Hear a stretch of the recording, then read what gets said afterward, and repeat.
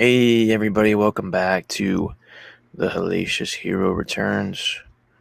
This is CinemAsian episode 10 with Sanimation05. What's up, Sanne? Hello, everybody. Oh, Yeah, don't forget the chest grab. That's our thing. And pepperoni pizza. yes. The big digs. That's your thing. Well, Louis, everyone was kung fu fighting. Yes. Those kids were fast as lightning. But hey, if you guys read the title of this, obviously it's about Kung Fu Hustle, the movie that Stephen Chow stars in, directs, produces, writes, so on and so forth. But what we're going to do here for the first couple of minutes is do a little recap on Police Story. Yeah, just a recap. That's what We're really sorry. he's doing. Yeah. About our fast times at Ridgemont High yesterday. We're not sorry. We're not sorry. No. We hope you enjoyed it. But if you guys are interested in Police Story, make sure you check it out. It's about Jackie Chan. He's a cop in the Hong Kong police force. He has to protect a secretary who was working for a crime boss who was going to testify against this crime boss in open court. And the whole movie is about him just being a goofy police officer, and pretty much unfortunate events happen to him throughout the entire movie, and he has to bounce back every time, over and over and over again, just bounce back and forth, back and forth, back and forth. And then the end, spoiler alert, he gets his vengeance, and he redeems himself, and it's awesome. Yeah. And there's a really cool rope light scene at the end, too, that he does, he directs the movie, too, so he does, 15 different takes of it, him just sliding down these rope lights. It's awesome. So check it out. Awesome movie. Fantastic. A lot of his Hapkido techniques are in the movie. I mentioned that yesterday. A lot of throws and grabs and pressure points and all kinds of cool shit like that. So make sure you guys are checking out Police Story and Police Story 2. And there's a bunch of Police Story movies. The later ones aren't as good, but the really Police Story 1 and Police Story 2 are really classic. And the other ones after that are kind of eh. But I thought one of them was good. I think it was with Nicholas Chow or something. But the last one was just you're just doing it because. Yeah, there's anyway. New Everybody, we're super kinky today. Oh yeah. Yes. A lot of jackets today. Yeah. The yin and the yang today. White and black. Pretty Obviously, cool. I'm the angel who's innocent. We all know that's not true. I should be wearing a black one too, because I'm far from innocent myself. Yeah, go get it. Do you want me to? Oh, yeah. You could put it on your lap and then stand up and then, oops. I will. We'll do a short intermission break, and I'll change into the black jacket. Sound good? All right. You know what that means? That is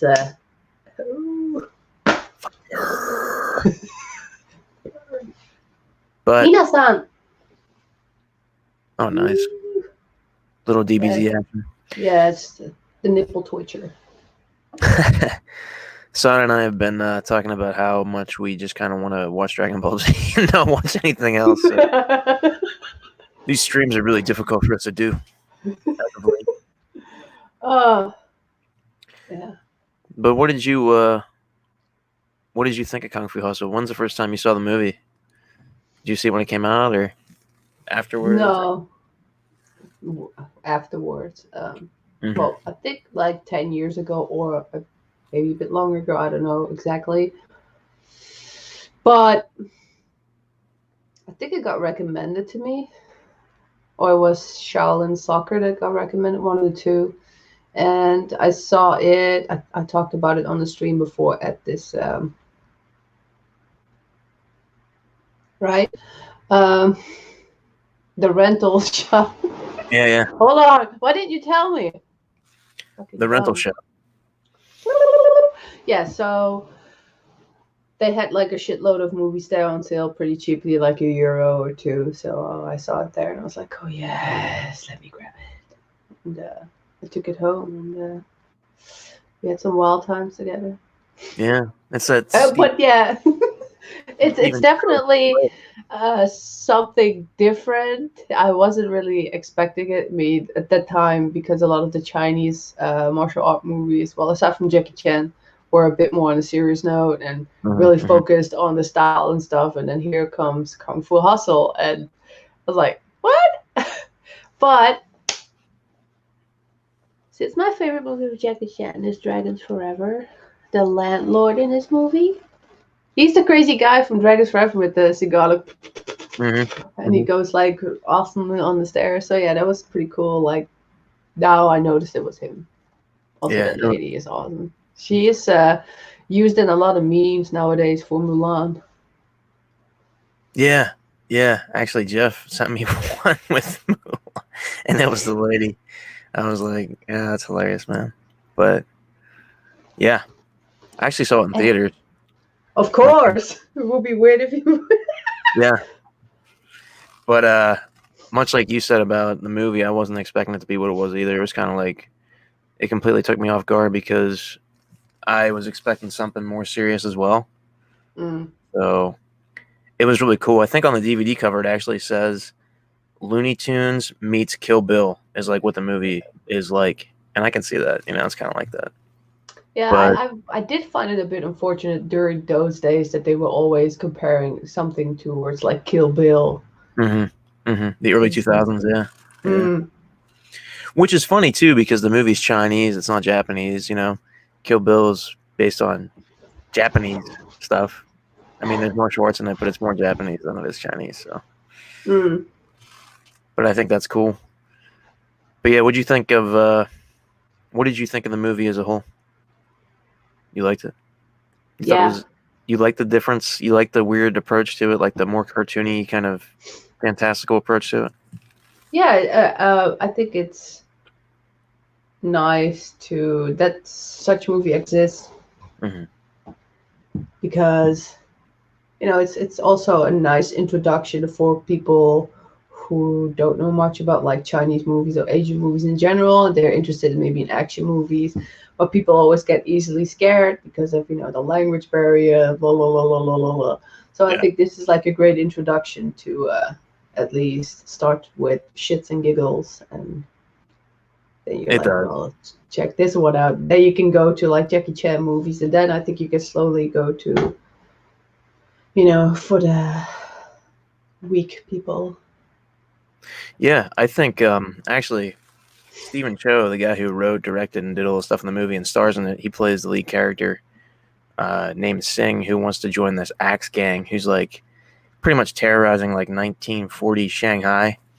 And there's like this ghetto in Shanghai called Pigsty Alley, and it's where like Ghetto. yeah, all these people live, but they're like just this cast of unlikely heroes.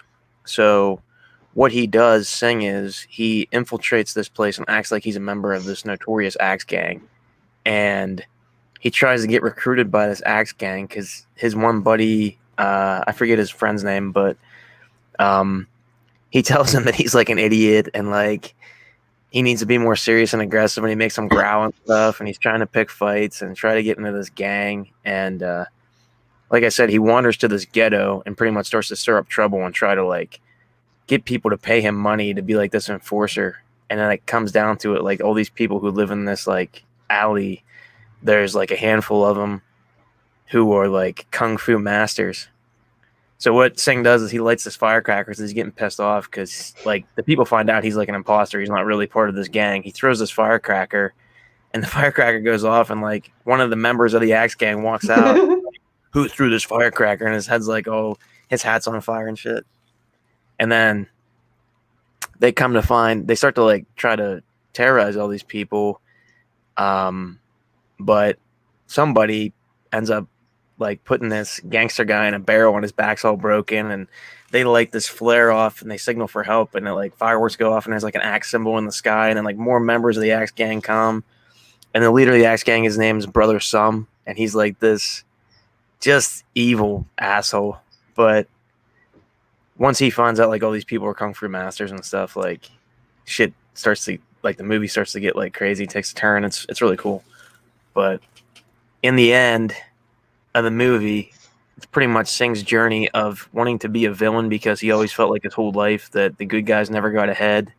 Like there's a scene in the movie where it's like a flashback to him as a kid, and there's like this poor beggar who sells him this pamphlet that says the Buddhist palm kung fu technique, and he like breaks his piggy bank and gives this guy like his entire life savings, and he's like reading the manual. He's outside practicing. He's like, yes, I'm gonna be the Buddhist palm practitioner, and he walks to this playground, sort of like in the middle of this field, and I guess there's a bunch of kids harassing this like mute girl for a lollipop. They're like beating her up for this lollipop, and he's like, "Stop! Leave that girl alone." So he goes up to like try to do the Buddhist palm thing on this one bully, and he doesn't do anything to him.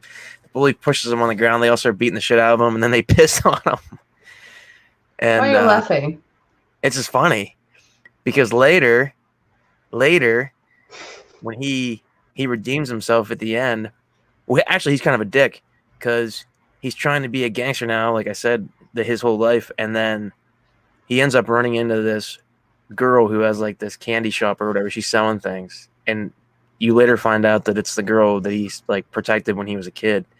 And there's one scene in the movie where he like goes to give her the lollipop that she had that he saved basically because he took the beating instead of her, and he breaks it. Like he breaks the lollipop like a dick, and then later he goes on this path of kind of like redemption, and he gets accepted into the Axe Gang eventually, has to carry out a mission to rescue like this number one killer for them called the Beast, like this old kung fu master out of this penitentiary, this prison.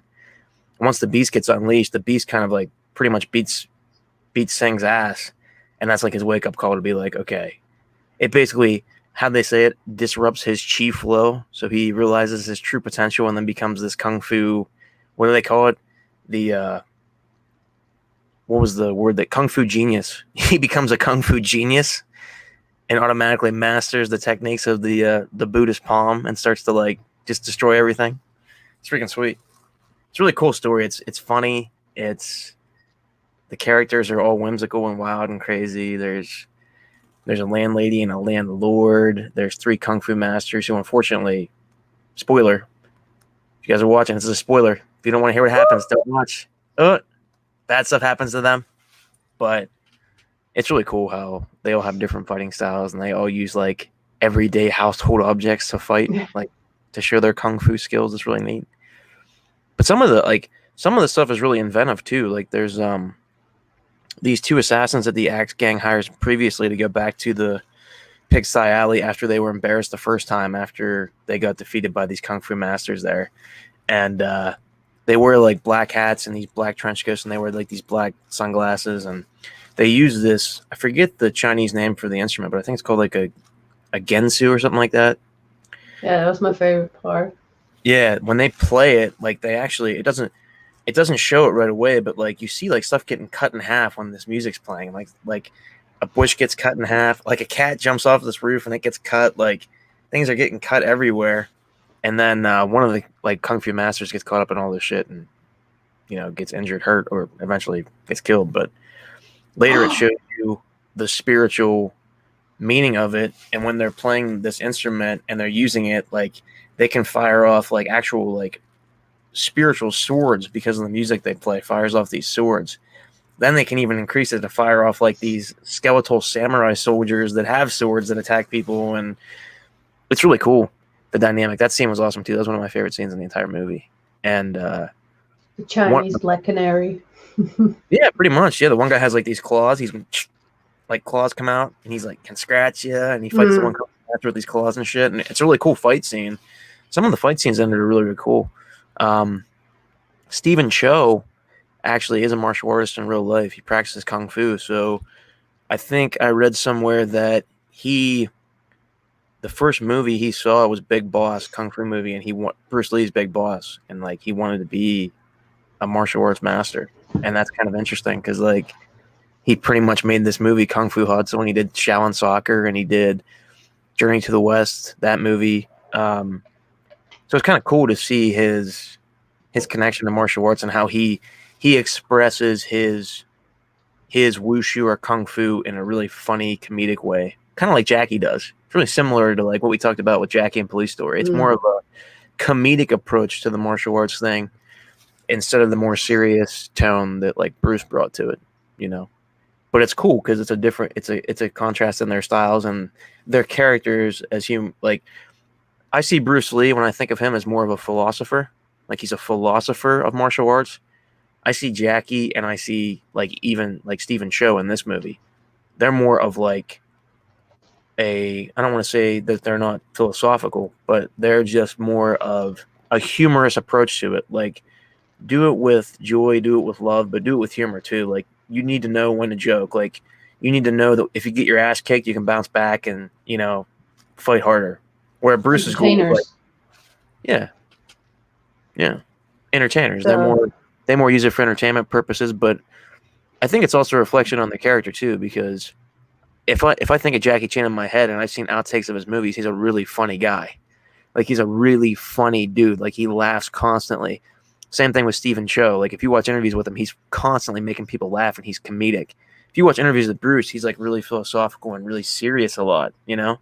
He doesn't really have that. I'm not saying he wasn't funny, that he couldn't be funny, but his approach to martial arts was definitely more serious than what yeah, these but guys. it wasn't time to make fun then. Yeah, I mean, exactly. he was just, making or opening some doors. So Yeah. yeah, but obviously Joe loves Bruce Lee. Is it if it isn't obvious? Mm-hmm. Mm-hmm. Hmm. Well, I love Jackie too. I mean, I love No, but all of you them. always talk so passionate about him.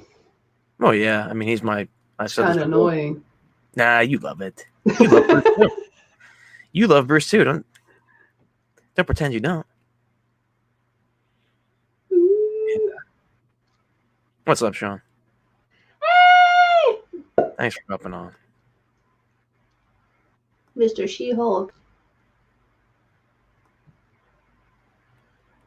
Yeah. What do you think of the special effects in here, Sana, with some of the stuff they did? Like Louis said. Well, I mean, it's exaggerated, and it's actually, at times really what you want to see, and it's just like pure entertainment, especially when they're running and Like Looney when the Tunes. when all the bad guys come in town, and that old lady is like running back upstairs to her home, and I think it's funny. Some of my I think favorite you're special. funny too. What's that? I You think think what? you're funny too. I am pretty funny. Yeah. Well, I wouldn't say pretty funny, but funny. I know, right? You can't put an adjective there. It's just so funny. It's just so humorous. But Woo. some of my favorite scenes in here, special effects wise, is when he. One of the most hilarious scenes in the movie for me is when Singh goes back, Stephen Chow's character, to Pigsty Alley to try to like get vengeance on the landlady because she's out there talking about how these 3 kung fu masters need to leave or whatever because they're gonna bring trouble or whatever to their town. So they're getting ready to pack up and leave and stuff. And he brings a knife with him and he like tries to throw it at her and it like ricochets stuck in his shoulder. And he's like, "Oh shit!" And then his friend he gives his friend 2 knives to throw, and he like. He throws the one and he throws it right at Stephen Chow, right at his shoulder. He's like, "Oh!" And then he goes to throw the next one and like stabs him, and then he pulls it off and throws the handle at the lady. And then she catches him and she's like, "What are you doing over there?" And he picks up his cage and he goes like this. He's like, "Stay back!" And there's like a bunch of cobras in his cage and they all land on like Stephen Chow.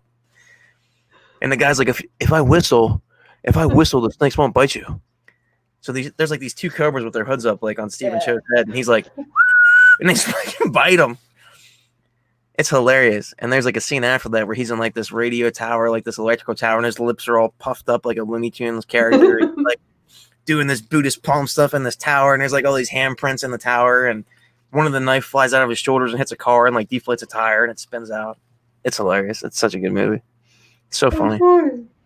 I don't mean to yawn. I don't think you're boring or anything. Well, maybe.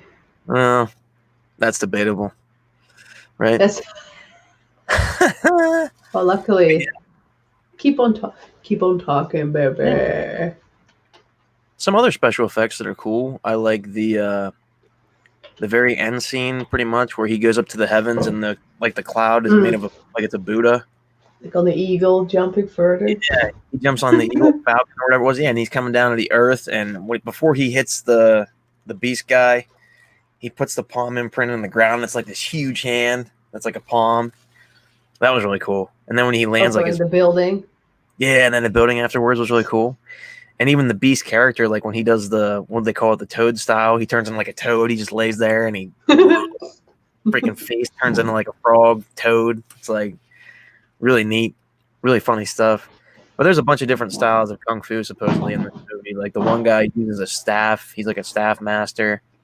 One scene with him that's really cool is when he fights those guys with the music thing, and he's like deflecting all the blades to protect the other kung fu guy. That was a really cool scene.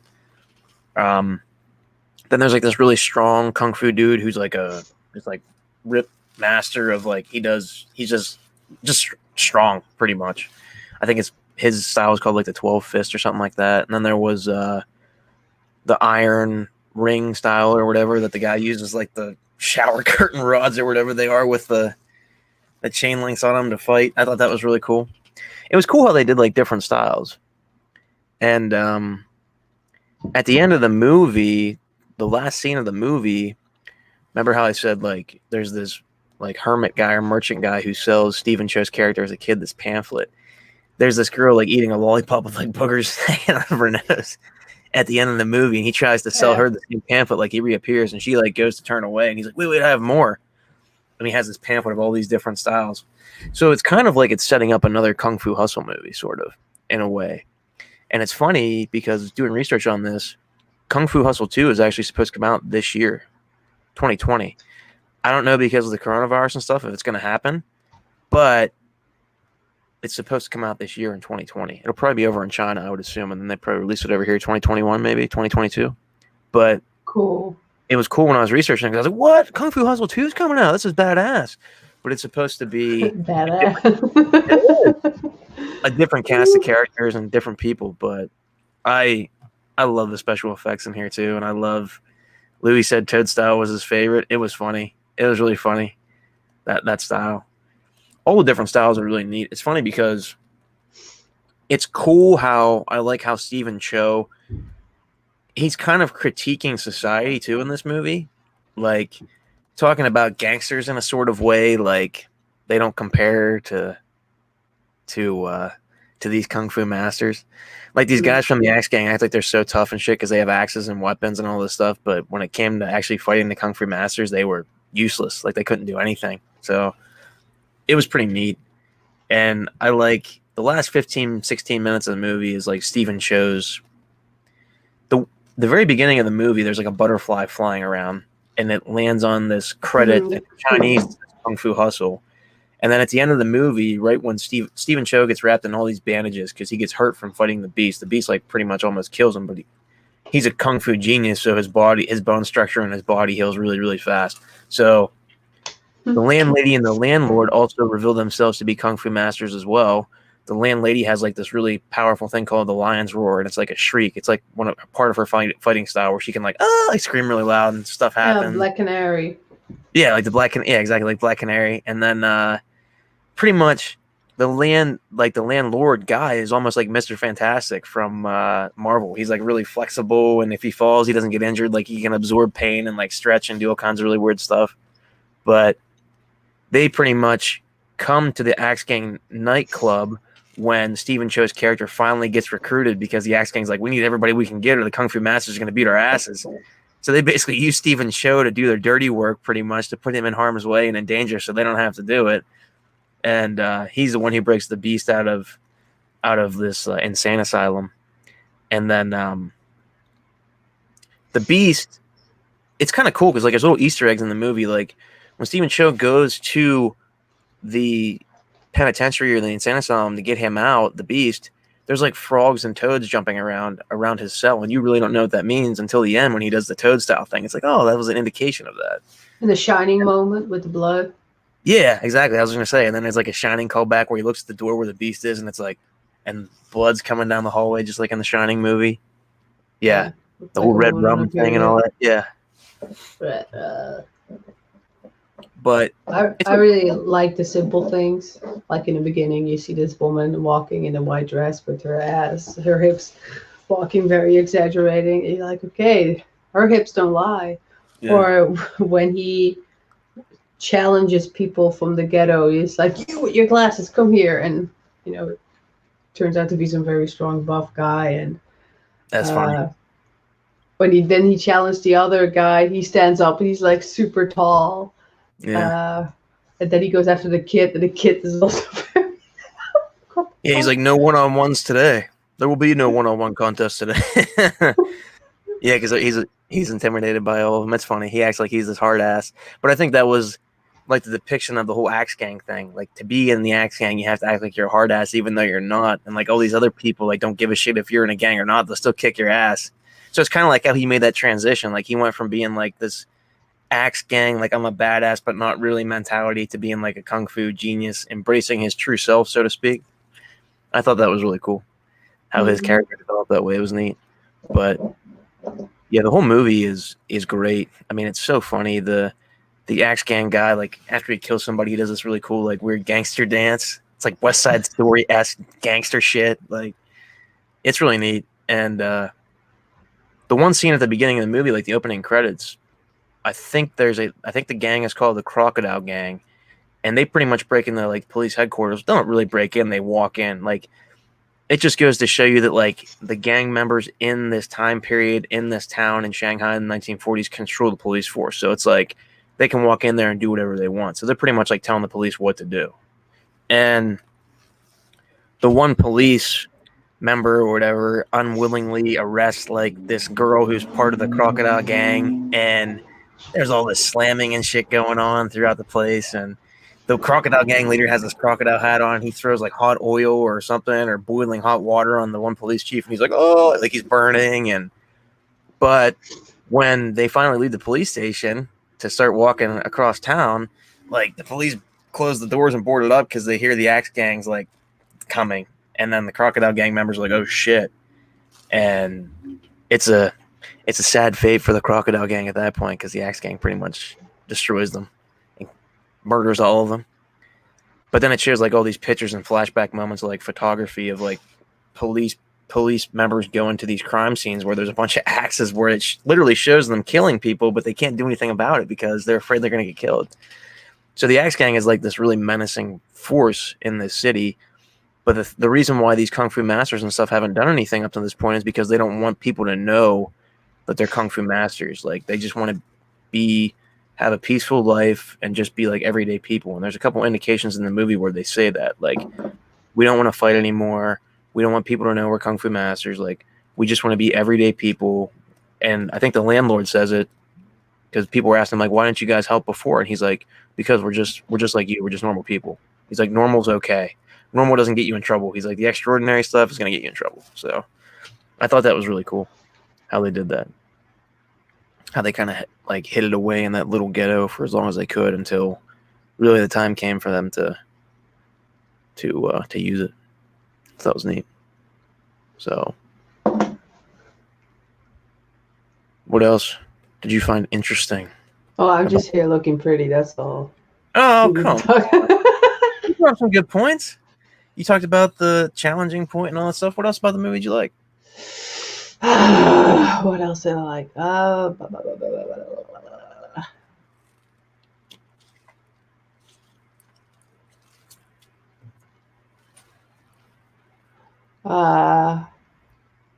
I'm just trying to remember the movie. Oh my goodness, this weekend is not a good weekend, huh? What did you think of Stephen Chow's white shirt at the end of the movie? His The what? His white kung fu shirt. His shirt. Yeah. Yeah, Pretty cool, I like right? Kung Fu shirt. Yeah. Yeah, the one he's wearing on the cover right here. Yeah. I want one. Isn't that cool? So good. In the ghetto. Sana Singh in the ghetto again. Isn't it funny? Because the character's name is Singh. That's pretty cool, right? On the DVD cover, it says "From walking disaster to kung fu master," and it's true. That's exactly what happens in the movie. Yeah, I'm still at the first sentence, people. I'm still a walking disaster this weekend. You're fine. Oh dear Dad. We had a fun weekend. It's been good. I hope so.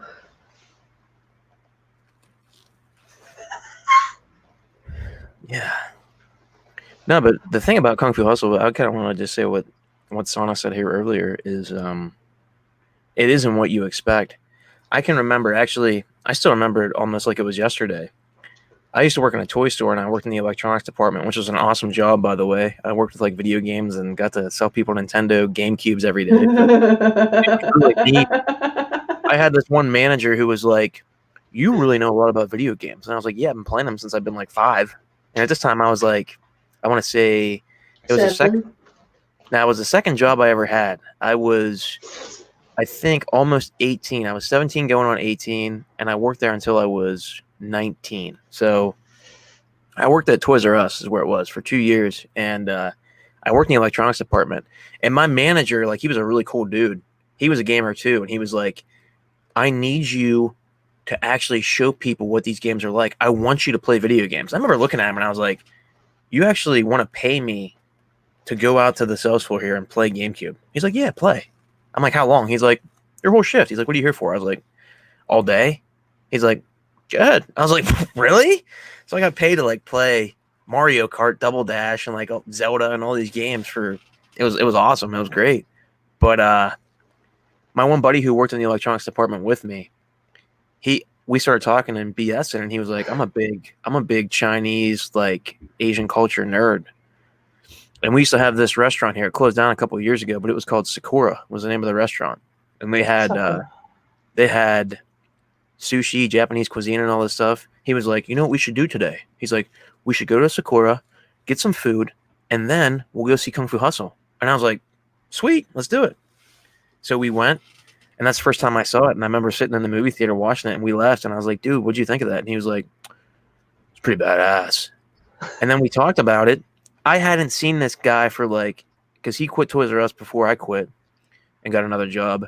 I hadn't seen him for like, I want to say, it was probably like 4 or 5 years. Here, when I started college, it was my second class of my first semester of college. He was in my class. I was like, "Mike, I haven't seen you in like 5 years, dude." He's like, "Yeah. Remember when we went and saw Kung Fu Hustle? Movie was amazing." I was like, "Yeah, let's go get some Chinese afterwards." He's like, "Let's do it." So we went and got Chinese and shot the shit and talking about Kung Fu Hustle again and all kinds of shit. It was awesome. So this movie's like a nostalgia trip for me too, because every time I think of it, I think about that. You So it think was of neat. Mike, Yeah. the one who got away. Thanks, Louis. Oh, listen to you.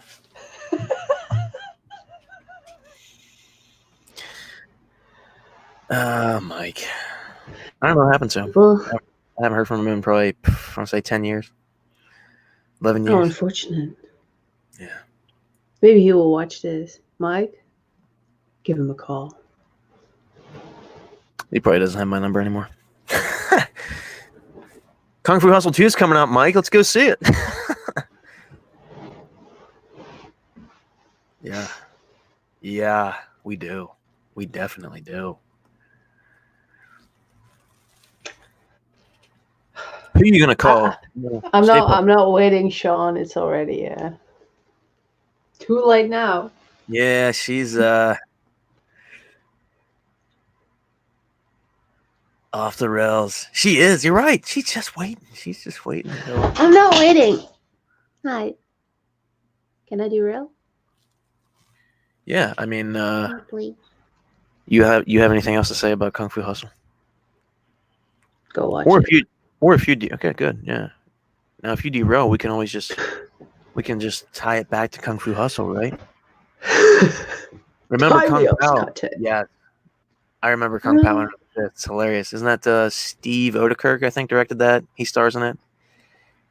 The one scene I remember from that, like Clockwork, is when he does the Bruce Lee, oh, and then like his jugular vein explodes because he's doing it so long. That's a hilarious movie. There's a chick in there. They have like, it's hilarious. There's a chick in there who has like, I think, what'd she have, Louis? Doesn't she have like 3 boobs or something? And she talks like Miss Piggy. She's like, wee, wee, wee. It's so funny. It's a hilarious movie. It's pretty much like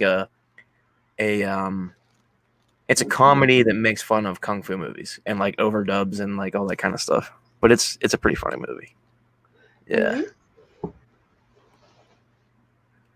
Good stuff, Louie. Thanks for bringing it up, man, because I thought about that today, too, when I was thinking of Kung Fu Hustle, Kung Pao Enter the Fist. I think they made a sequel, too, but I never saw the sequel. Because Mike was gone. I got Sauna now. We should watch the sequel, Sauna. When are you coming over? I'm waiting. Oh, yeah.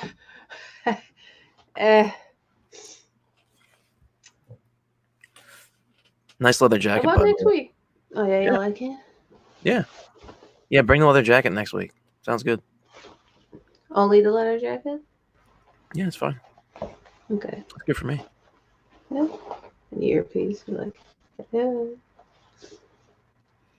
Yeah, just you can just come on in. The door will be unlocked. So I'll be upstairs. Big Trouble in Little China. Another great flick. You know what, Sauna? I kind of want to announce this to people here in the chat. And I'm going to run this by you, too. I was thinking about this earlier. I think we should do, because Louie's bringing us some key stuff that I've actually been thinking about. And you've mentioned this, too, kind of with Kill Bill and stuff. We should do the Kill Bill streams and like Big Trouble in Little China and movies that were like American but were influenced by Asian stuff, and we should call it Inspirasian. Yeah, Inspirasian. What do you think?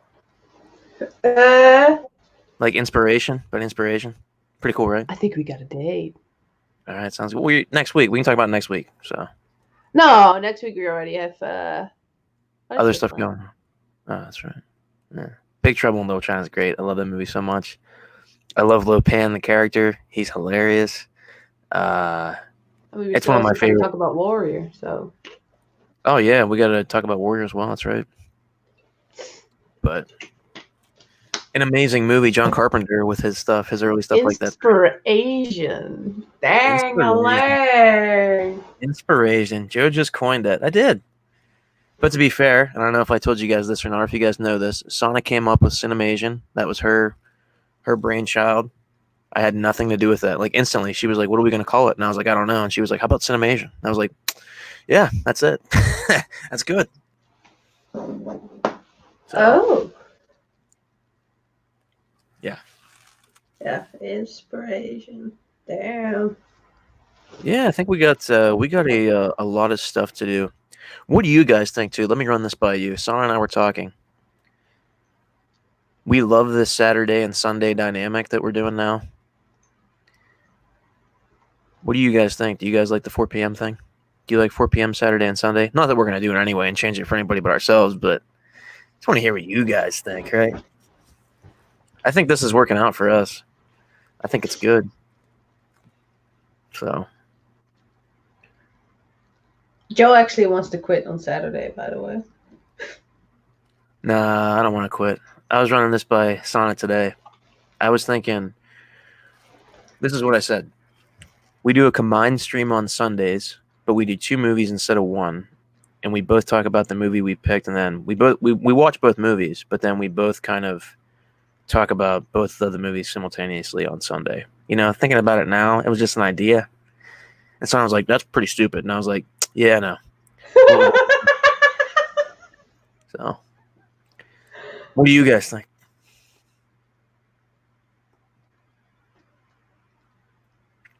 Sana should do CinemAsian on her channel and Joe do Inspiration on his. That'll work. What do you think, Sana? Well, you're the boss. You're the oldest one of us, so. I am not the boss. You are. Stay Puff Nose. Well, those are some good suggestions. I don't know. Like I said, we probably won't do it. Well, thanks for the feedback. But what are you laughing? This weekend with Sana has been fun. Like, what do you guys think? And then they give their input. It's like, yeah, it's cool, but probably won't do it. I love it. Yes. Yeah. Kung Fu Hustle, though. Yeah. Great flick. a lot of the scenes in this too kind of make fun of or try to like copy classic kung fu movies. Like some of the stuff where he slides underneath cars and trucks and stuff. That's totally like a Jackie Chan kind of thing. Yeah. Where the landlady like is sailing through the sky and she hits the sign. That's like that's straight up Looney Tunes esque, but like I don't know. What's funny? What are you laughing at?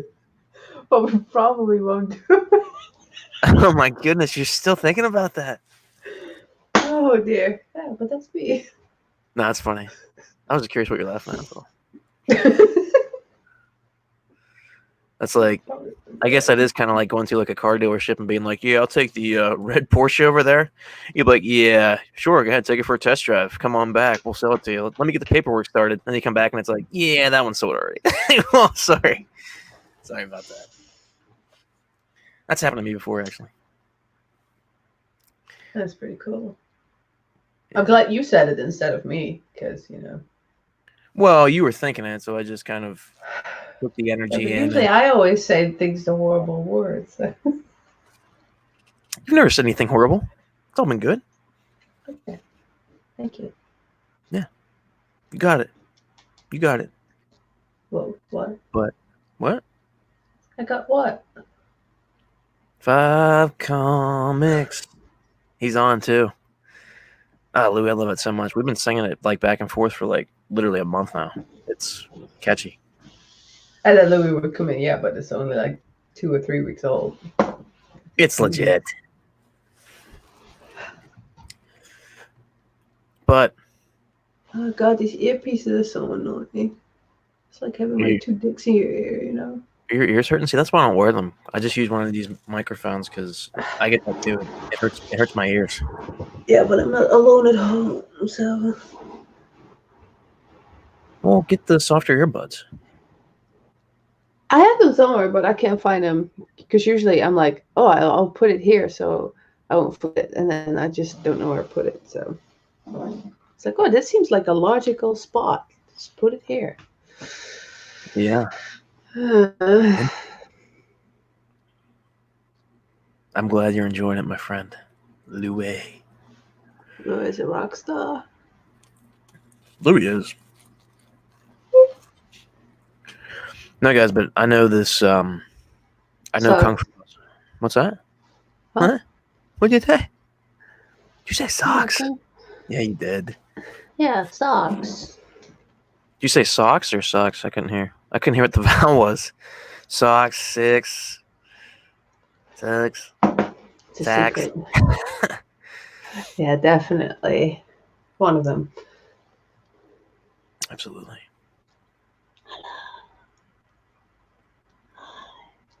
Oh, Sanne, what big eyes you have. Yeah, you should see the other pair. Let's see them. Right now? Okay. Yeah, might as well.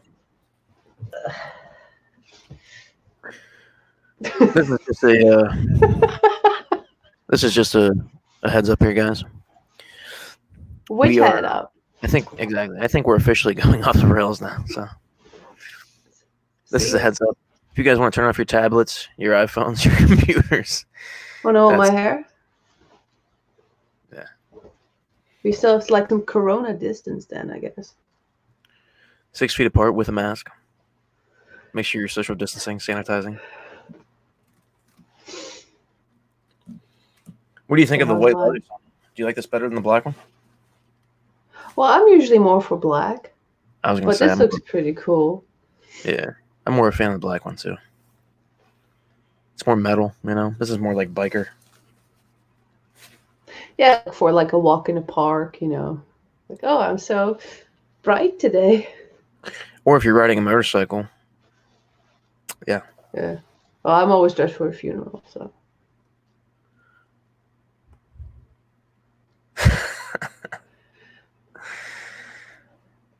Little Thundercats reference there.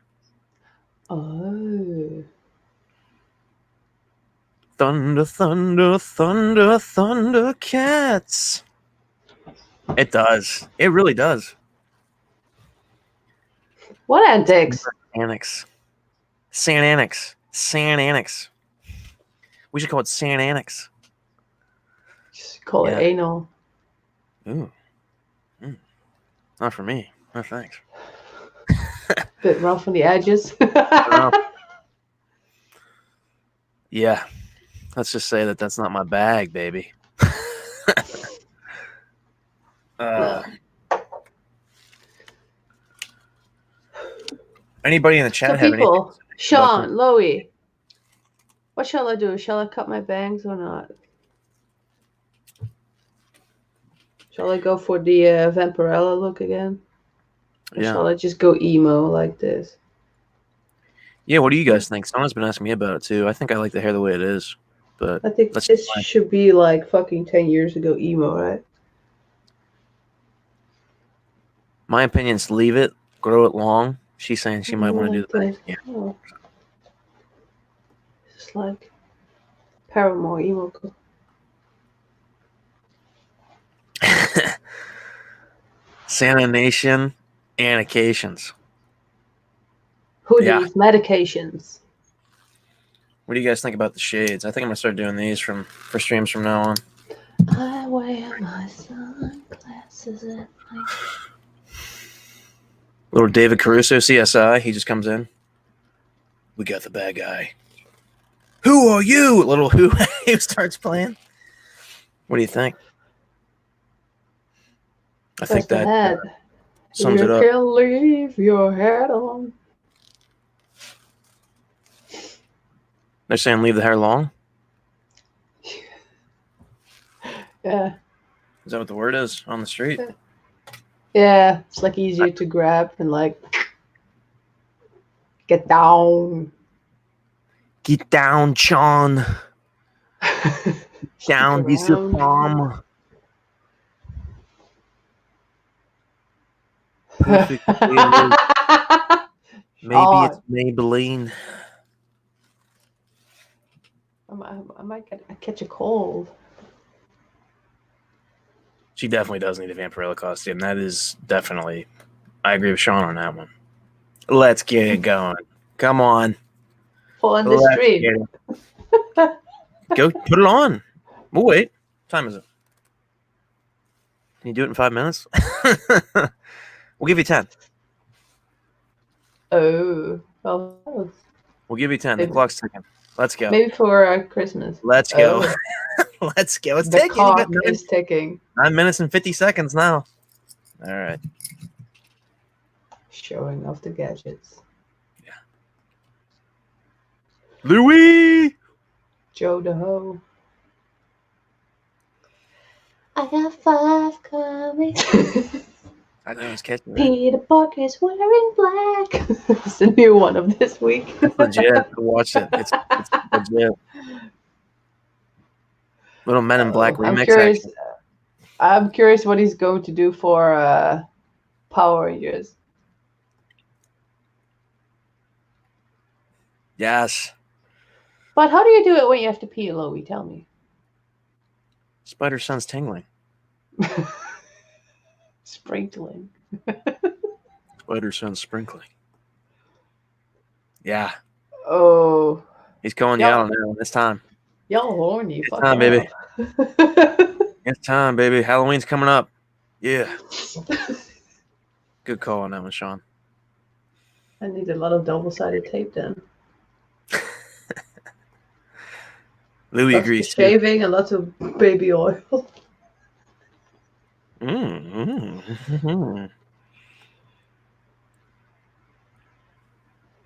Friendly neighborhood key. He wears diapers in. Yeah, Joe does the same thing. Well, mine depends. That's different. Because I'm an old man, right? As you say. A hard life. It's the hard knock life. For us. It's the hard knock life for us. Get mistreated. We get tricked. Is that what they say? Get mistreated? I never really understood what they were saying. So. Get mistreated. We get kicked. It's a hard knock life. And And there's the then Dark Gable JP. version where he raps, "Don't know how to be crib on MTV. Got my mini me in the GP." Remember that on Austin Power? It's hilarious. No, I just know Jay-Z, you know. Like a big pimpin', when he's on the boat. That just really reminds me of like the transition from school to high school.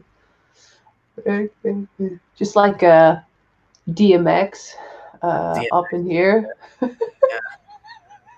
That's also really like the first year in high school. For me, it was like I remember in high school. For me, it was I listened to a lot of the. I like Beastie Boys a lot. I listen. Oh, I like uh, Beastie. They were great. Uh, Beastie was amazing. Loved them. I love, early Eminem was pretty funny and pretty good. Big fan of. I liked Jay Z a lot. I like his earlier stuff. Little John, P Diddy, Diddy now. Puff Daddy, the original stuff. Um, oh man, who else? I mean, just so many. Little John. Yeah. What?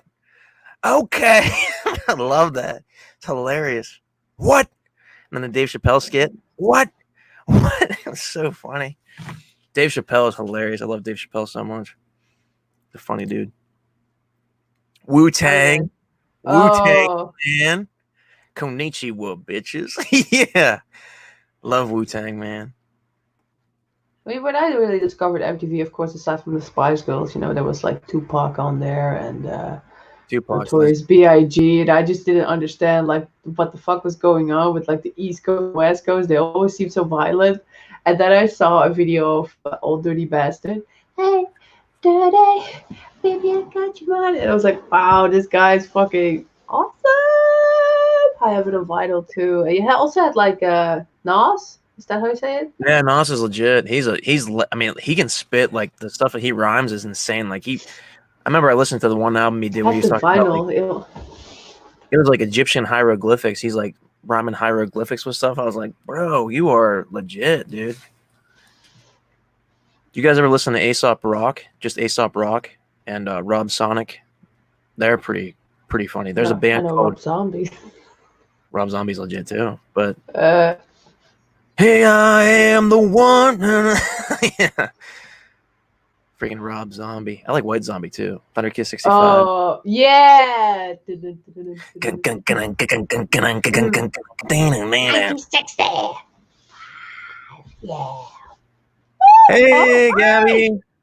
We are derailed right now, so No, we're you not. come at you've either come at the bad time, you either come at the worst time or the best time of the stream, depending on how you look at it. Did you finish the game? Did you finish Avengers? Did you finish? Mm. Baby, I got your money, don't you worry. Shimmy, shimmy, shimmy, shimmy, Outcast, good stuff. ODB, it's a place to be. Heck yeah. Sean's bringing up all the old school stuff, man. I love it. And Louis, too, with some old school stuff. Digging it. What else? What else that was good? You know? Aliyah. Joe and Sana in the morning. Yeah.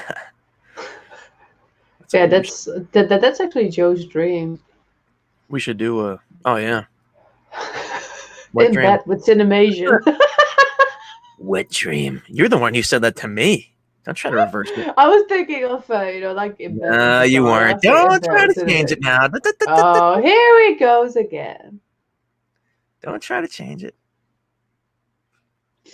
Joe and Sana in the morning. Yeah. Oh, God. Stop. Nice. Very, very nice. I'm only looking forward to playing as Miss Marvel and Black Widow until like what's it called, DLC is more out, because I hear there are a lot of glitches in the game, and I'm Mhm. hoping for more characters, because probably not.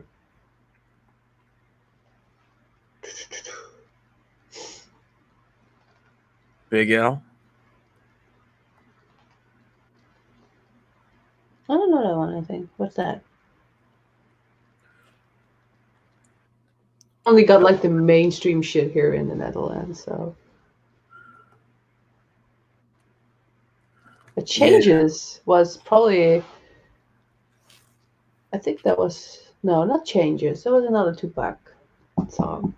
It was like one of the first singles that I bought, but the first CDs that I got for myself was Wakefield. You know, the girl from Saturday Night Dance, I like the way you move. And the first maxi single was Tour Limited. Nice. Join me for a ride, speed up the music.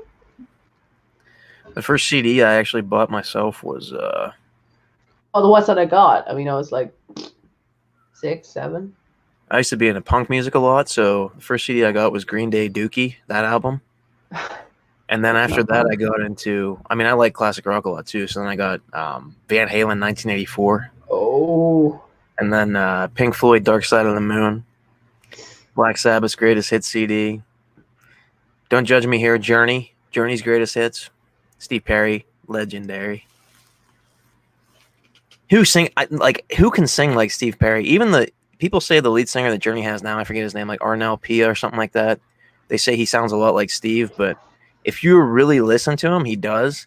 But it's still not Steve Perry. Like it's just there's something missing there. There's a little bit that's just missing, you know.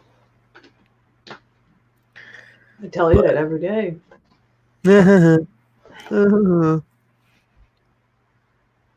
no, you don't. I don't think you've ever said that to me. Well, hereby it's confirmed. Mm, interesting. I'm gonna recheck those Wow. sources. Anyway, Well, Kung Fu Hustle. What a great movie. yeah. As I said yesterday, just like fucking chilling. Never mind. I don't even Yeah, know we're where in the the fuck I'm going to. chill stage now. You know what? I think It's time for some 9 Inch Nails. Nine Inch Nails is good stuff. What song? Oh. Eh. All of them. Oh, you actually meant your Nine Inch Nails. You meant. No! Yeah, that's The cool. one famous song, of course.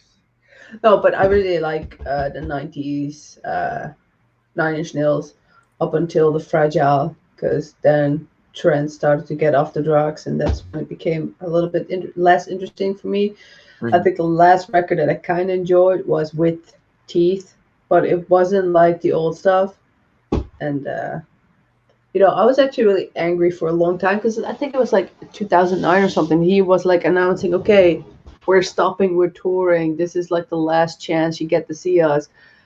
I was like, "Oh my god, I have to get all the tickets that I can get." So I was like, tickets to the German shows, tickets to the Netherlands shows, the tickets to the Belgium shows. And then this fucker returned to On the Road with 9 Inch Nails, like what, 3 years later? I was like, you motherfucker. I haven't been to a show ever since then, but I really do actually kind of want to. Yeah, it's like you just know it's gonna be good because it's back. You know, it's like Yeah, but I felt kind of ripped off. I was like, you fucking yeah, it is bastard. kind of shitty. Yeah, But but then of course he started banging that wife of his. He's got like 500 kids now, so he needs to. peace, Sean. Thanks for stopping, Bill. Thank you, Brother. Sean. Appreciate you, Good, man. good luck Have closing the fun. 5 tabs. No, I'm kidding. Have a good night, bro. Lincoln Park was the first I bought. Everything before was recorded on tape whilst listening to the radio, bro. I did that too. Oh, I used to listen to stuff on the radio and record it on tape too. I had a cassette deck in my car, and I used to do the same play thing. rag. Yeah, Oh my god, the annoyance when the radio DJ would fucking talk already near the end I of the know. song. You're You're like, like, you. how dare you? You ruined it. You know what, Louis? I don't know if you listened to their latest album, Fear Inoculum. It came out last year. Tool. I think it came out in August of last year. It's a really solid album, dude. It was definitely worth the 16 or 17 year wait.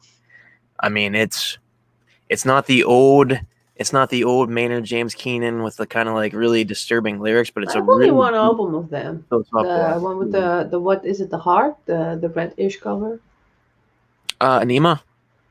I think so. I'm not Yeah, sure. Anima is really good. 10,000 Days is one of my favorites of theirs. Uh, yeah, I mean, they're amazing. They're a really cool band. Lateralis, I love that album a lot. Louis, if you haven't listened to the new one yet, Fear Inoculum, amazing, dude. Totally check it out. The title track is up there for me. It's like one of my favorites on the album. That, the song Invincible, the song Tempest is really good. Tool's an amazing band, dude. Danny Carey's drumming is insane. I play a little bit of drums too, so like it's he's he's disgusting. He's really good. So check that out if you get a chance, bro. But like, It's what is the art? Which artist did you see the most of times? me. Yeah, like the one artist that you've Who do seen, you like think? Who do you think it was? Britney Spears. I think it's No. Iron Maiden. Yes, it's Iron Maiden. That's a band I've seen the most. I've seen Iron Maiden 8 times now. I've seen them on 5 different tours. My Cool. favorite band of all time, and it's crazy too because they're an older band. Like they were formed in 1975, and their first album came out in 1980. So they're an older band, but the resurgence they've had since they came back together in 2000 has just been insane. I mean, Yeah, I but a love it. lot of these '70s bands are still rocking so hard. I remember there was They this are. rock festival Yeah. near my home, and they had like Kiss playing there, fucking Motorhead was playing there, Def Leppard was playing there, Whitesnake was playing there. I was like losing my fucking shit. I was like, classics. That's awesome. And fucking Kiss just like, What's up, G man? Thanks for joining, bro. We're kind I of think, off the rails now, but we're talking about life right now and some of our favorite stuff. So we're on the music scene now. yeah. I think the artist that I've seen the most is Mike Patton, like in any of the groups that he did. I think I've seen Fate No More 3 or 4 times. I've seen Phantomas 3 times. Tomahawk once. I really would want to see Mr. Bungle. Mr. Bungle's reunited. So like, woo, woo, woo. They got like what's his name? The drummer from Slayer. He's now drumming for them, and Oh, I forget his name. I think the the guitarist of Anthrax. He's now in Mr. Bungle's. Where I'm like, God damn, this shit is legit. Bring it to Europe. But I I believe can't Fate remember. No More is returning next Yeah. year to the Netherlands. Louis says he saw My Chemical Romance 3 times. That's funny because I think they're reforming too. And you know what? I don't. Louis probably knows this, I'm sure, but Gerard Way, the lead singer for My Chemical Romance, is actually a huge comic book guy too, and he did a lot of stuff with DC, and he actually has his own comic stuff now. The I forget the name of the run he did. Umbrella Academy. That's Gerard Way, but he actually I have it right back here actually. So fucking anti My Chemical Romance. They were just like Look at fucking that. goth of the dump. That's Gerard Way's Batman right there from Batman Black and White. The lead singer from My Chemical Romance. That's his Batman design. Pretty cool. Oh damn, Rob! He did Doom Iron Patrol. Maiden Yeah, that's 3 right. time. Umbrella. Iron Maiden. Yes, I knew Rob loved Maiden. That's awesome. My favorite band of all time. And Pink Floyd. I wish I would have got to see Pink Floyd. I never got a chance to see them. I was talking to Sanne about this yesterday. I have tickets for Brit Floyd, the cover band, but they canceled because of the coronavirus. I was going to go see them earlier this year, back in March, and it was like right around the time everything got shut down.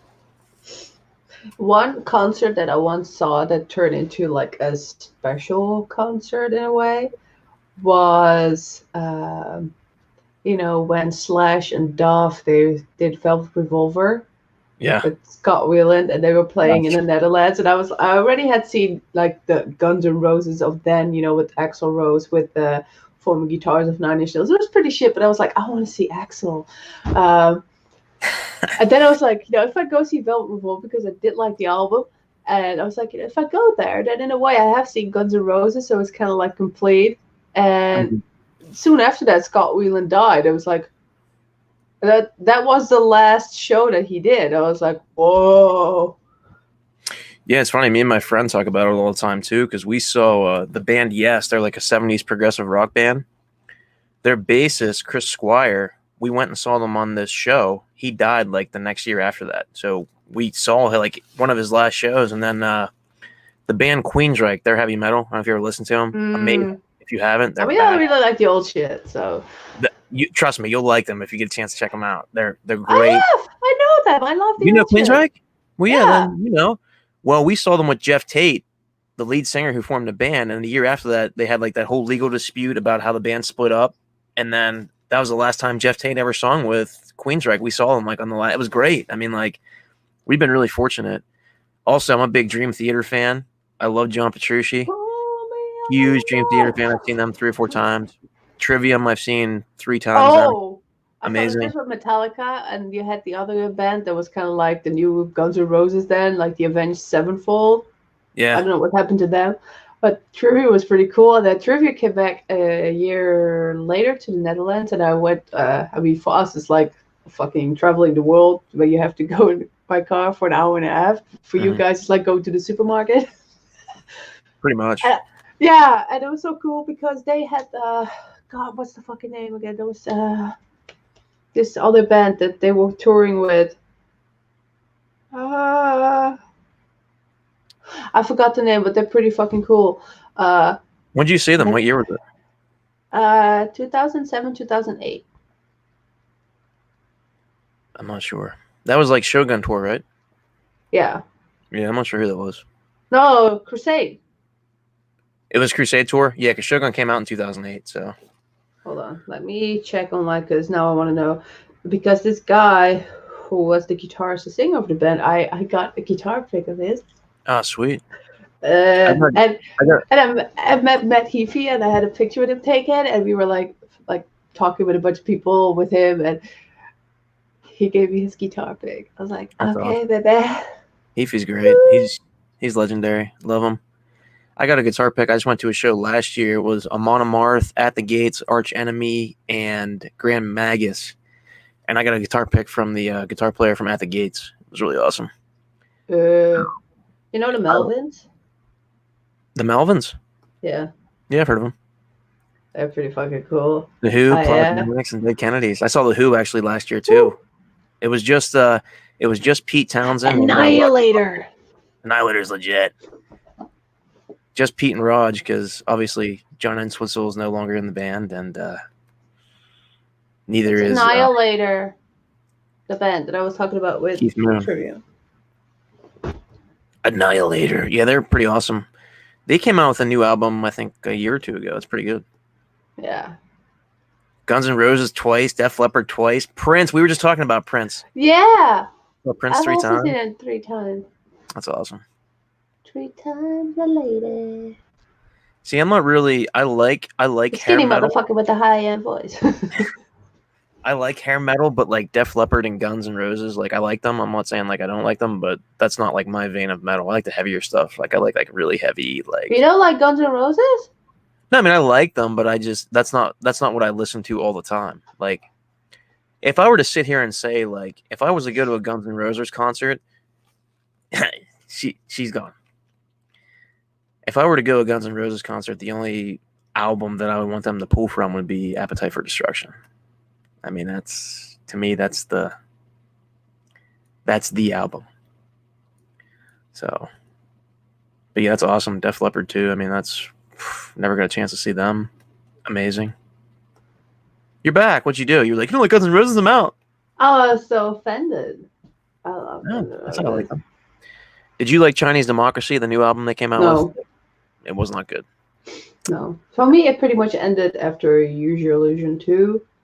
Though the Spaghetti Incident had some decent tunes in there, but it wasn't considered like a Guns N' Roses thing to me. You know, it Well, it pretty much wasn't really. started with, eh?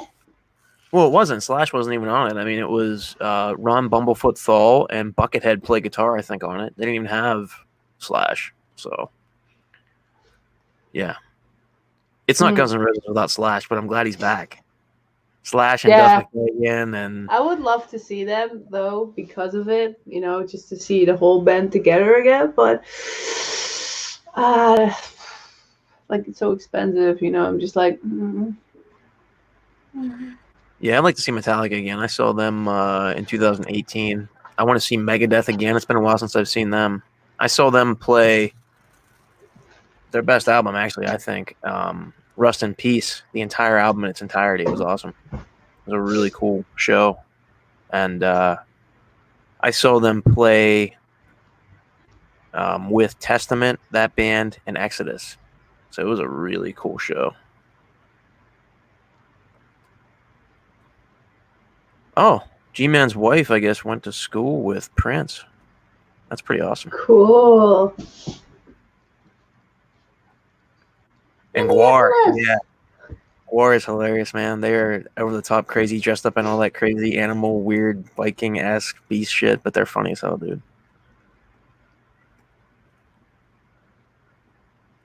Yeah, that is cool. That is cool. Yeah, I had no idea that you guys are metalheads too, so that's awesome. I know Sanne and I are just music lovers in general. We talk about it all the time. Yeah, like all kinds of music. Yeah, I mean, I do too, but if I had to pick a genre to listen to, what I listen to most, it's probably like classic rock, instrumental guitar, and heavy metal. That's kind of where I'm at right now with my life. Yeah, probably for me too. Yeah. And a bit of that industrial goth. Yeah, no, like we were talking about what Rammstein and Oh, 69 Eyes, the 69 Eyes, all that kind of cool stuff. Lords of the Lost. Yeah. Yeah, you introduced me to that because the last few years I was kind of like out of it, but still stick to the old stuff. But yeah, Yeah. And you know what? I'm gonna tie it back to Kung Fu Hustle because that's what I do. But that's oh my God, Tenacious D. Hold on before hilarious. Jack Black and Kyle Gass, they are legendary, dude. I'll tell you what, they're really underrated like guitar players. Like Jack Black and Kyle Gass are really good at playing guitar. Like they're really fucking good. Like their first album when it came out, I remember I wore the shit out of it because it was so funny, but also really good. Like it's really melodically good. Like it sounds really good. Like I love Tribute, that song. This isn't the the only best song I song in the know. world. Whoa, this is a tribute. That's the only one you know. Yeah. Then they have, oh my God, so many. They have Pick a Destiny. Yes, Louis just said Pick a Destiny. Pick a Destiny is amazing. I love the beginning of that where he's with Meatloaf and Dio's in it. Dio is one of my favorite. Ronnie James Dio. Outside of Iron Maiden, Ronnie James Dio is my favorite heavy metal singer. Probably one of my favorite singers of all time. Like I loved his stuff with Sabbath. I loved his solo stuff. I love the stuff he did with Richie Blackmore and Rainbow in the early 70s. Amazing shit. I mean, I love Ronnie Judas Dio. Priest. Rob Halford, amazing singer. Amazing. See, Painkiller is my favorite album. Oh. Because I got into Priest later. It's so good. I love that song. But the earlier stuff for me was really good too. I actually liked Judas Priest too when I'm not saying he was anywhere near as good as Halford, but when Tim Ripper Owens came in and sung for them, he did a pretty good job. Like I like Tim Ripper Owens a lot. He's a good singer. So we should all meet at a metal concert. We should. Rammstein. Yes. Yeah. I really like this song. He was. Dave Grohl's a huge friend of Jack Black too. Dave Grohl is another amazing dude. I mean, drums for Nirvana, and then lead guitar and singing for Foo Fighters. He's legendary. He's a really good dude. Oh man, I'm jealous you got to see Sab. Oh man, I would have loved to have seen Sabbath. Tony Iommi is one of my favorite guitar players of all time. The fact that he got his fingertips cut off in a sheet metal accident and he made special thimbles to play guitar is genius. Like he's just, I actually have his autobiography. It's called Iron Man. I actually have it on my bookshelf back here somewhere. Just his story from going through all that to never thinking he'd ever play guitar again to being, one of the greatest guitar players of all time, like a legend. He's the master at riff writing too. Iron Man, Paranoid, Sweet Leaf, Supernaut, NIB. I mean, the list goes on. He's just legendary. Heaven and Hell, legendary. Yes, yeah. See, So is yes, anyone here into like the whole symphonic metal? You know, especially with the ladies, I am right here. like Nightwish, Let's talk about Epica, that band, the because Netherlands represent. if we're talking about symphonic metal, Epica is like one of my favorite symphonic metal bands right now. I remember I was trying to get my brother into metal because I wanted to get him into the stuff I listened to, and I was all about Iron Maiden. Now go I ahead. think it's a band for Rob to check out because Epica, the singer's a redhead. You're welcome. Simone, yeah, Yeah, she's gorgeous. Simone Simons. Yes, War Pigs. I forgot about War Pigs. How could I forget? Generals gathered in the Did you? I mean, if mountains. you're like into Epica, did you ever check out After Forever? Yes, I have. Because I've I think it's so or, cool because you know that band. I mean, After Forever is cool in general, but then the guitarist left Mark, and then he went to form Epica, which was kind of like the same thing as After Forever, and Mhm. now to see Floor transitioning to like the ones that they were looking up to now as the females fronted singer Absolutely. of Nightwish. Yeah, it's awesome. That's how I feel with like Bruce Dickinson from Iron Maiden because when me and I took my brother, I got him a graduation present and his birthday present. I took him to an Iron Maiden concert. I got him a ticket and we had like front row seats pretty much. And he was blown away. It was the first time he ever saw Maiden. He just loved it. But Hmm. uh, Bruce Dickinson, one of his inspirations was Dio, Ronnie James Dio. And when we saw them play on the Final Frontier tour in 2010, Ronnie had just passed away from cancer, unfortunately. And Bruce dedicated the song Blood Brothers to Ronnie. He was like one of my inspirations that I've followed. And it was great to see him like almost in a way surpass Ronnie James Dio. You know, it's kind of like, that's amazing. That's amazing. War Pigs, yes. I saw, General Garrison. yeah, I was saying, I saw Zach Wild with my best friend. They played this thing called Generation X. I was telling Son about this like a month or so ago.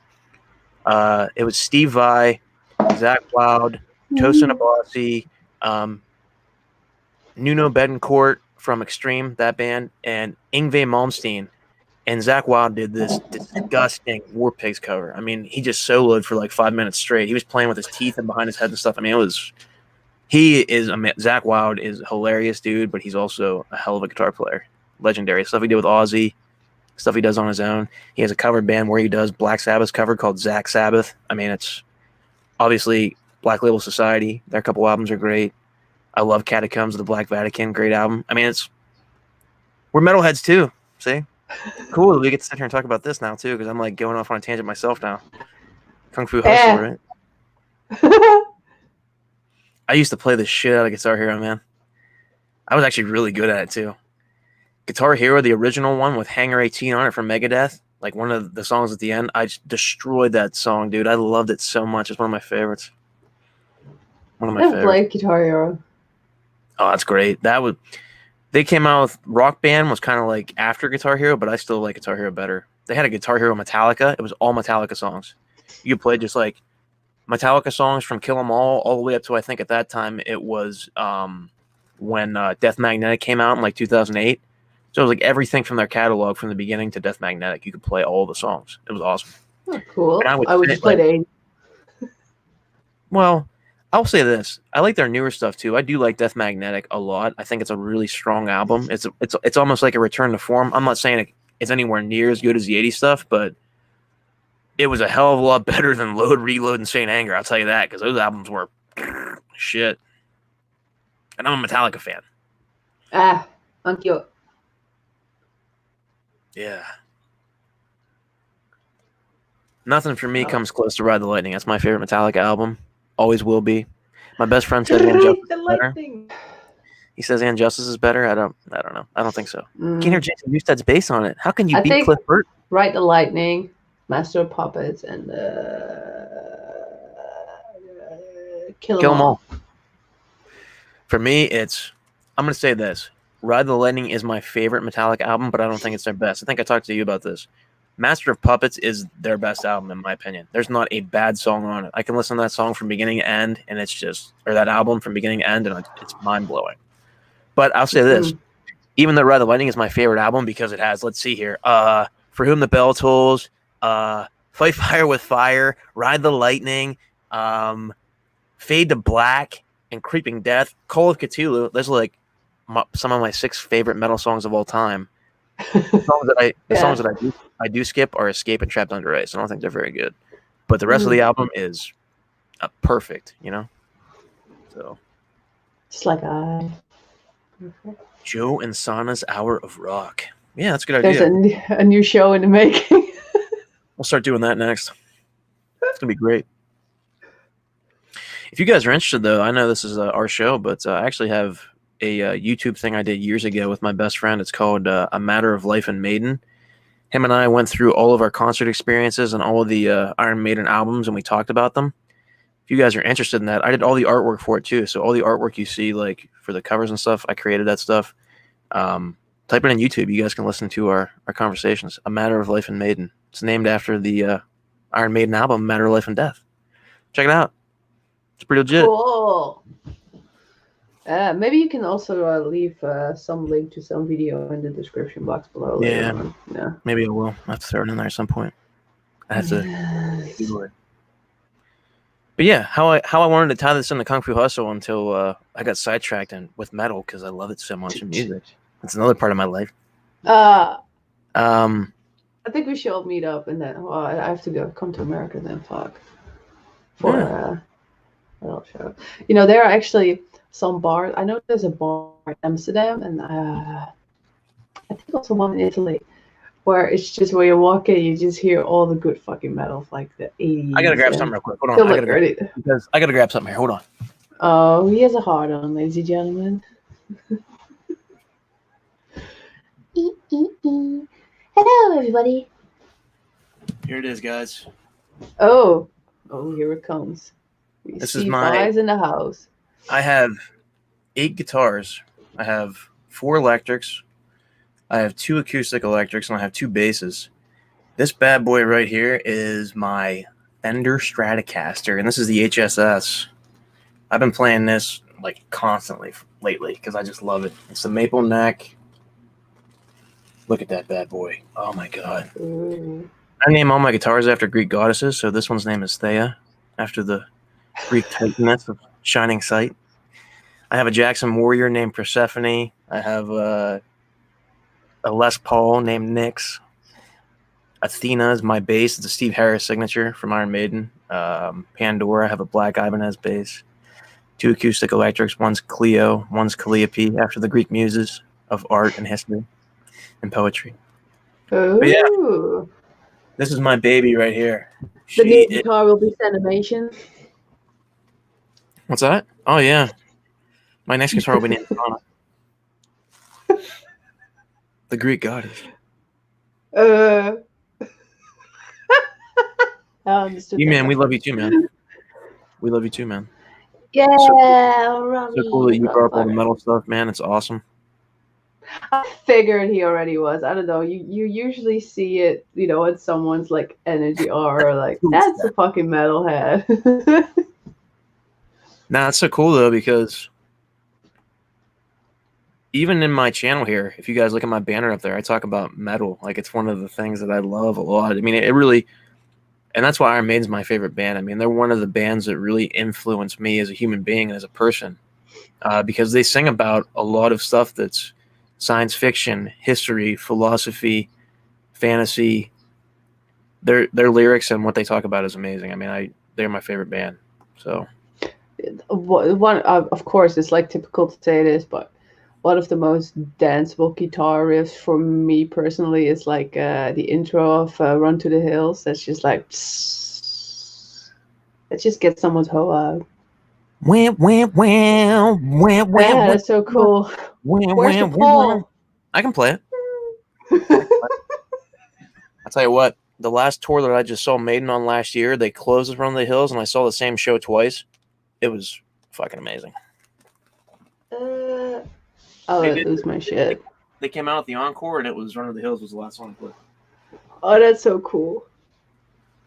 Yeah. Doing like all the headbanging shit. I used to be like that, by the way, people. I think there should be somewhere a video of Phantomas in England where a friend that was standing over there, front Yeah. row, was filming, and you basically see me and a bunch of friends like headbanging. Fucking nuts. I got a bunch of stuff here actually that we're talking about this now. I got all these tickets right in front of me. I kept all Cool. of them. It's Iron Maiden.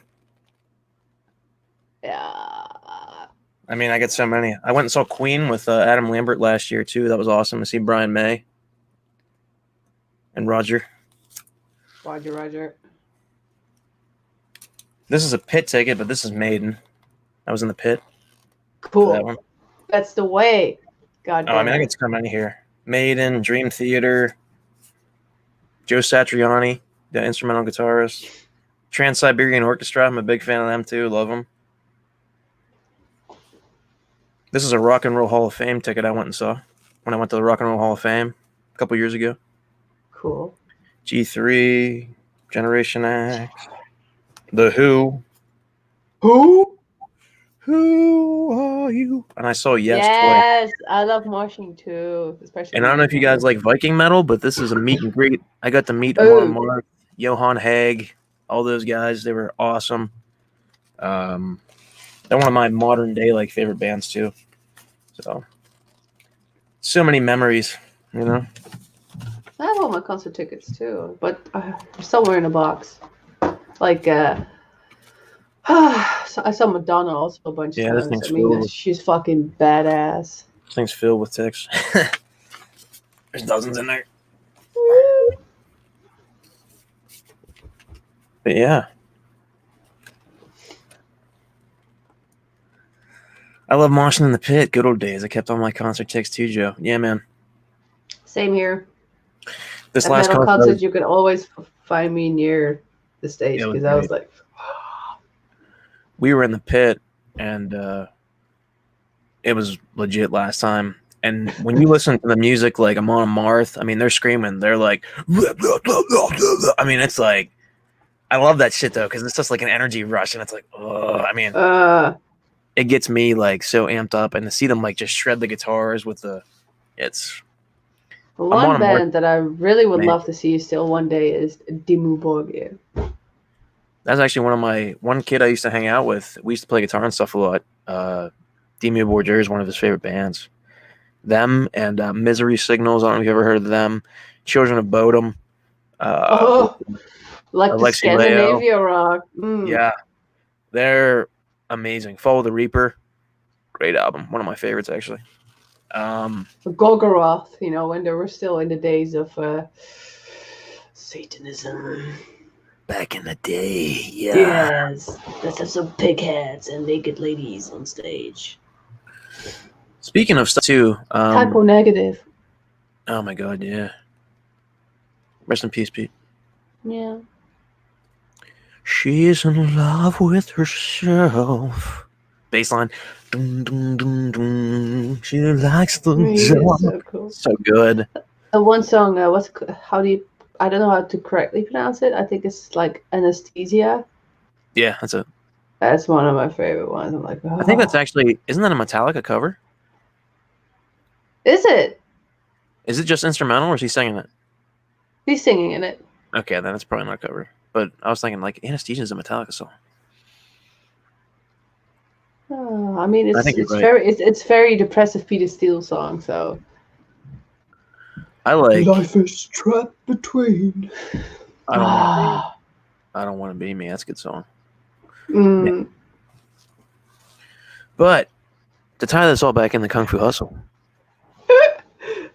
the whole point of that movie, honestly, was about exploring yourself and figuring out who you are and becoming somebody who was able to help other people. And I think that's what we're doing here. Like, I know that we went off on a tangent and we kind of talked about other things, but that kind of allowed Sanne and I to, like, I mean, you guys gave us so much cool shit in the chat to work with. It was like awesome. It was like we're discovering new stuff about each other and ourselves. And to tie that back in, like I said, that's what the character does in that movie. Stephen Chow is out to be like this person who wants to keep everything to himself. He doesn't want to share anything. He just wants money and women. He even says in the movie. But at the end, he's about training other people to improve their skills, their techniques, basically sharing what he knows with other people. And I think that's what we're doing here. We're sharing what we know, all of us are, together. Like Sana said earlier in the stream, it's like we're all just sitting on a couch somewhere, just chilling out or hanging out. And that's kind of what it's like. So that's also what I want our streams to be about, like laid back, because some people take themselves a bit too serious when they do live streams. Like lighten up, bitch. Just yeah, I mean, we talked about Kung Fu Hustle for a good 45, 50 minutes of this, and then we kind of just started talking you about... talked about it, not me. Hey, you said some stuff, you were there. Yeah, but music is also like a big thing for the both of us, so... Yeah, it is. It really is. So upcoming Wednesday. Upcoming Wednesday. Oh, are we Episode 1. Nice. Yeah, baby, yeah. Do I make you horny, baby? Do I? Do I make you randy? Show anners. Yeah. What about, do you listen to any Deftones, Sana? Chino Moreno? I have listened to like the earlier stuff, like I think like early Zero stuff, because that's when during the whole high school period, those bands were like rising up a lot. So you listen to like White Pony, that album, and stuff like that? Yeah, but about... I can't really remember songs because it was not really like I know about it, I've heard it, but it was not really like in my section of this is the shit I like. They're pretty badass. They maybe now I'll be like, oh, I really like this. They're supposed to be coming out with a new album, I think, at the end of this year or early next year. So I'm stoked for that. I'm waiting for that. No, let's go to a metal show. Let's go. I know, right? Their last album, Gore, was awesome. I really liked it. It's called Gore. It has like a bunch of like flamingos on the front, like flying.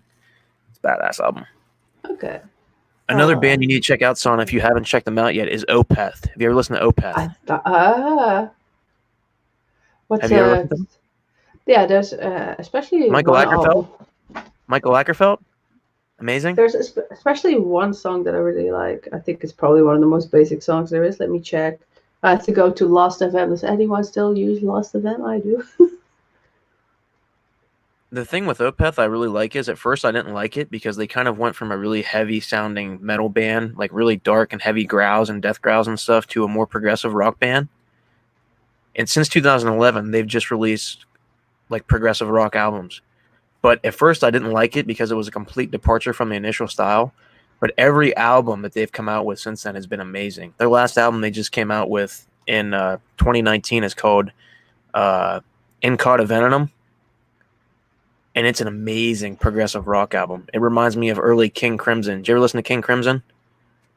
Amazing. I have, but it's a lot of the stuff that, it wasn't really... Maybe I like it now, but the song that I really loved or still love, of Opeth is The Grand Conjuration. That's good song.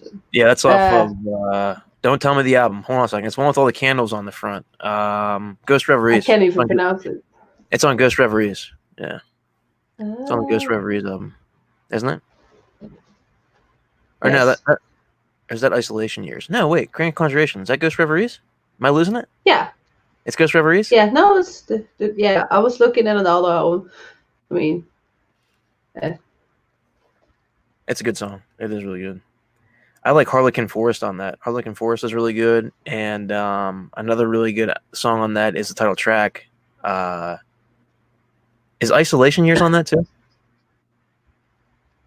I have to go back then. Isolation Years is good.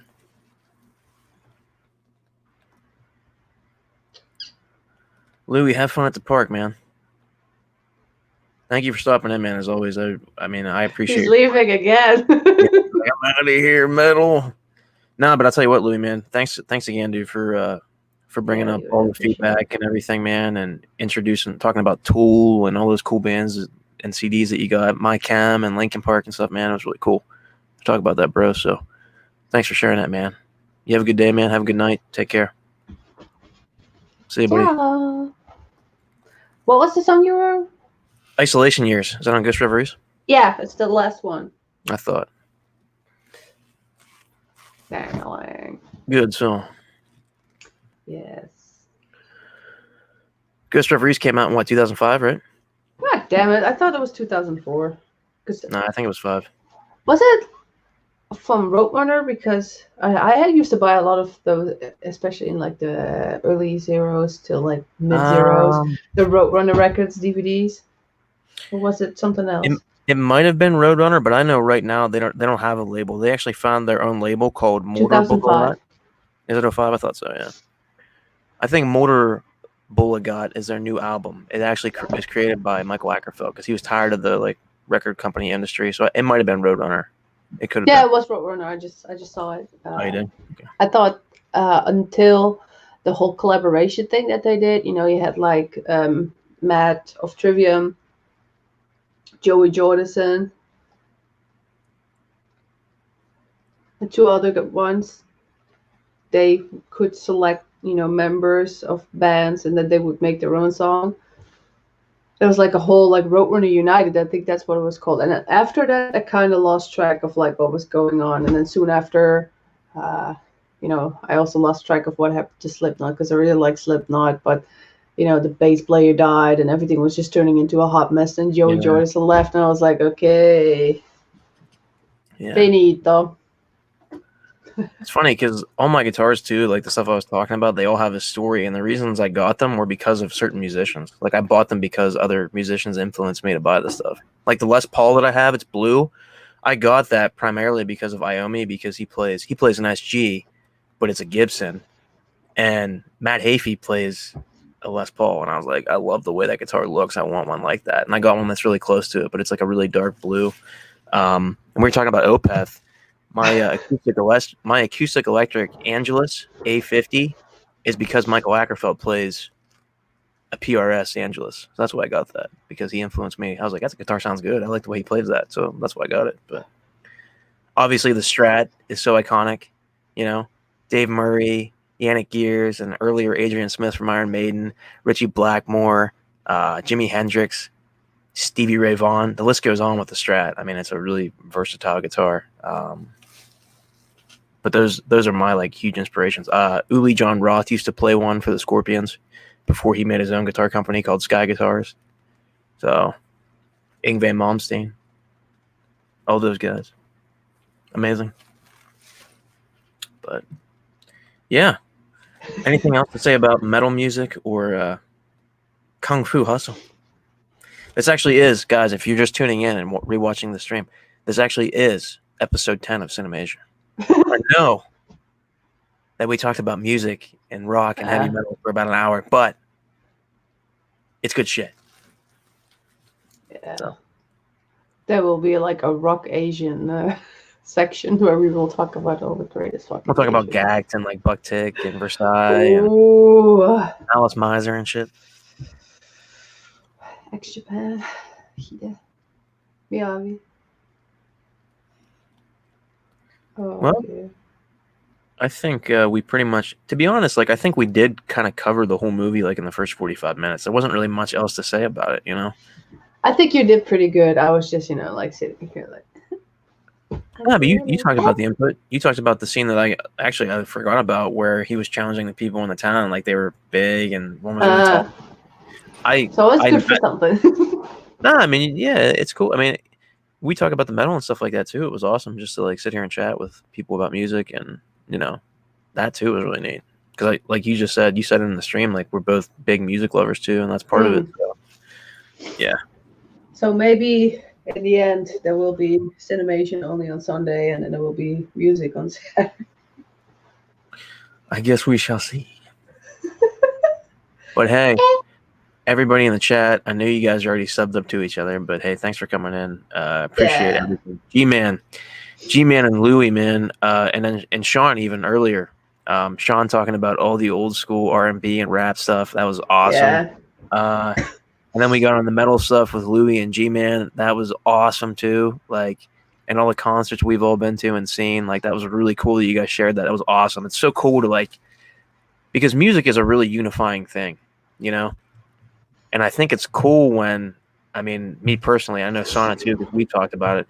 when we can find people, like she even said, like it's all meat at a metal show or something, you know, because it's really, really cool when you can sit there and talk about like what your favorite song is. Like, hey, what's your favorite Iron Maiden song? What's your favorite Judas Priest song? What's your favorite, you know, Slipknot song? What's your favorite Pink Floyd song? What's your favorite Def Leppard song? You know, so on and so forth.